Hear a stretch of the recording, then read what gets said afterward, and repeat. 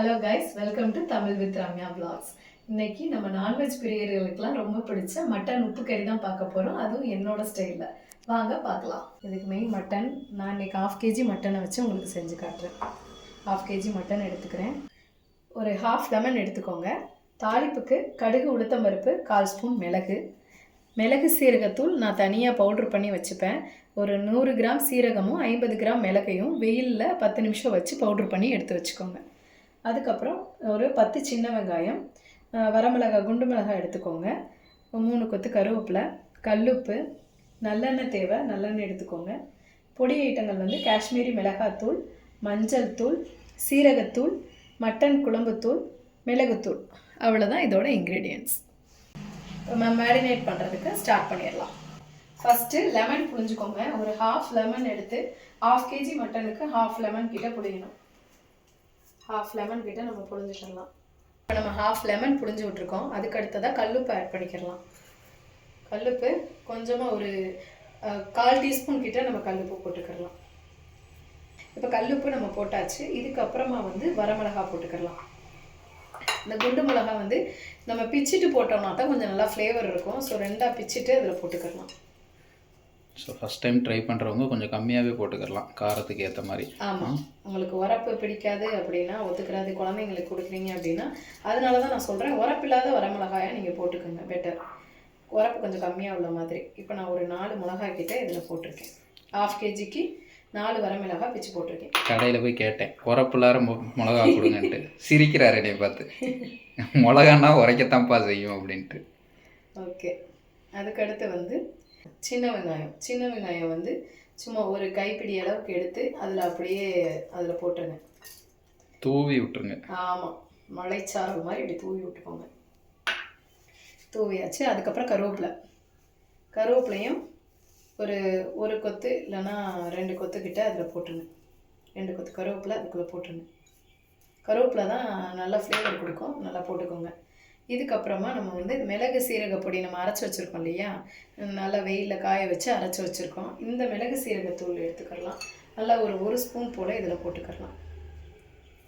நம்ம சீரகம் தான் குவான்டிட்டி அதிகப்படுத்தியிருக்கோம். 100 சீரகம்னா 50 கிராம் மிளகு. அதனால் உரப்பு ரொம்பலாம் இருக்காது, நீங்கள் தாராளமாக போட்டுக்கலாம். 1 டீஸ்பூன், சின்ன ஸ்பூன்ட்ட 1 ஸ்பூன் கிட்ட நான் மிளகு சீரகத்தூள் போட்டிருக்கேன். இதுக்கப்புறமா நம்ம வந்து நல்லெண்ணெய் ஆட் பண்ணிக்கலாம். நல்லெண்ணெய் வேக வைக்கும் போதே நம்ம கொஞ்சம் லைட்டாக ஆட் பண்ணிட்டோம் அப்படின்னா நல்லா ஃப்ளேவராக இருக்கும். நல்லெண்ணெய் ஆட் பண்ணிக்கிறலாம். அதுக்கடுத்து சீரகத்தூள், தனியாக நம்ம கடையில் வாங்கின சீரகத்தூள் தான், அதை ஆட் பண்ணிக்கிறலாம். ஒரு 1/2 டீஸ்பூன் கிட்ட ஆட் பண்ணிக்கிறோம். அதுக்கப்புறம் மஞ்சள் தூள் லைட்டாக 1/4 ஸ்பூனுக்கும் கம்மியாக நம்ம ஆட் பண்ணிக்கிறலாம். காஷ்மீரி மிளகாத்தூள் அதுவும் ஒரு 1/4 டீஸ்பூன் அளவுக்கு ஆட் பண்ணிக்கலாம். ஏற்கனவே மிளகு சீரக பொடி இதெல்லாம் போடுறதுனால நம்மளுக்கு கொஞ்சம் உரப்பாயிரும், அதனால் கம்மியாக பார்த்து போட்டுக்கோங்க. அதுக்கப்புறம் முழு மிளகு வந்து ஒரு 10 மிளகு கிட்ட சும்மா ஃப்ளேவருக்கு அதில் போட்டுக்கலாம். போட்டாச்சு. இப்போ நம்ம வந்து மிளகுத்தூள் வந்து தனி மிளகுத்தூளும் வச்சுருப்போம், அதுவும் லைட்டாக ஆட் பண்ணிக்கோங்க. தனி மிளகுத்தூள் அது ஒரு 1/4 டீஸ்பூன் கிட்ட ஆட் பண்ணிக்கோங்க. இப்போ எல்லாமே நம்ம போட்டாச்சு. இப்போ நம்ம நல்லா கிளறி விட்டுட்டு நம்ம குக்கரில் வேக வச்சிடலாம். இப்போ நம்ம மேரினேட் பண்ணி எடுத்தாச்சு, பரட்டி வச்சாச்சு. இப்போ இதை நம்ம குக்கரில் ஆட் பண்ணிக்கலாம்.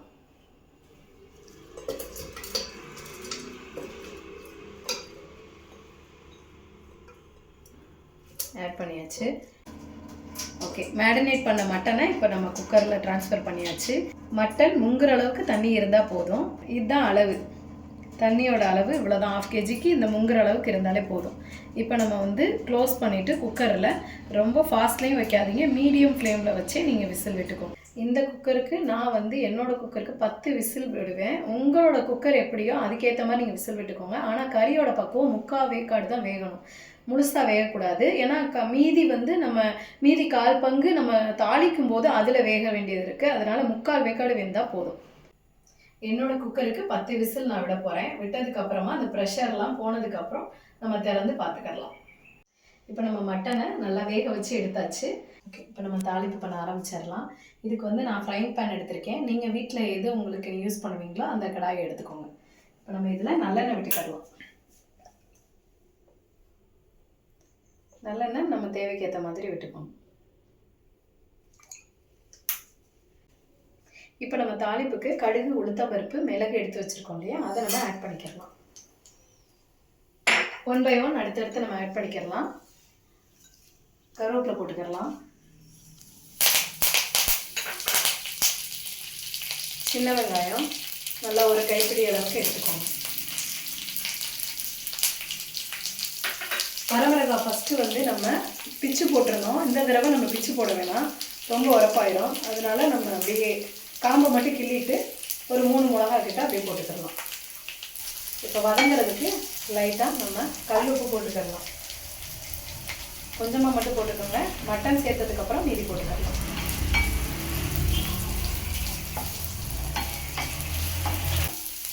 அடுப்பை மீடியம் ஃப்ளேம்லேயே வச்சுக்கோங்க. வெங்காயம் இந்த அளவுக்கு வதங்கினா போதும். இதுக்கப்புறமா நம்ம மட்டனை, வேக வச்ச மட்டனை ஆட் பண்ணிக்கலாம். அப்படியே அந்த சாரோடையே இதில் ஆட் பண்ணிடலாம்.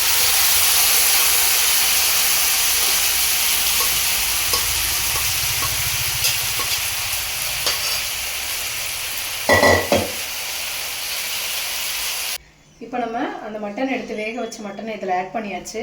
இந்த தாளிச்சோம் இல்லையா, அந்த வெங்காயம் எல்லாமே இதை ஒன்றோட ஒன்று கலக்கிற மாதிரி லைட்டாக கிளறி விட்டுக்கலாம். கிளறி விட்டுட்டு கொஞ்ச நேரம் அதை சிம்மில் வச்சுருங்க. இப்போ நம்ம மசாலா பவுடர் எல்லாமே இதில் ஆட் பண்ணிக்கலாம். இப்போ நம்ம ஃபஸ்ட்டு எடுத்து வச்சுருந்தோம்ல மிளகு சீரகத்தூள் நம்ம ரெடி பண்ணது, அதில் இருந்து ஒரு 1/4 டீஸ்பூன் கிட்ட நம்ம இதில் ஆட் பண்ணிக்கலாம். ரொம்ப ஆட் பண்ணாதீங்க, ஃபஸ்ட்டே நம்ம 1 டீஸ்பூன் போட்டிருக்கோம். அதுக்கப்புறம் சீரகத்தூள் தனியாக கடையில் வாங்கின சீரகத்தூள் ஒரு 1/2 டீஸ்பூன்.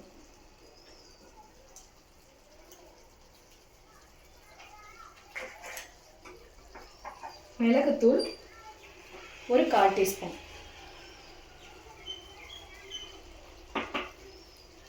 மட்டன் குழம்புத்தூள் ஒரு 1/4 டீஸ்பூன்.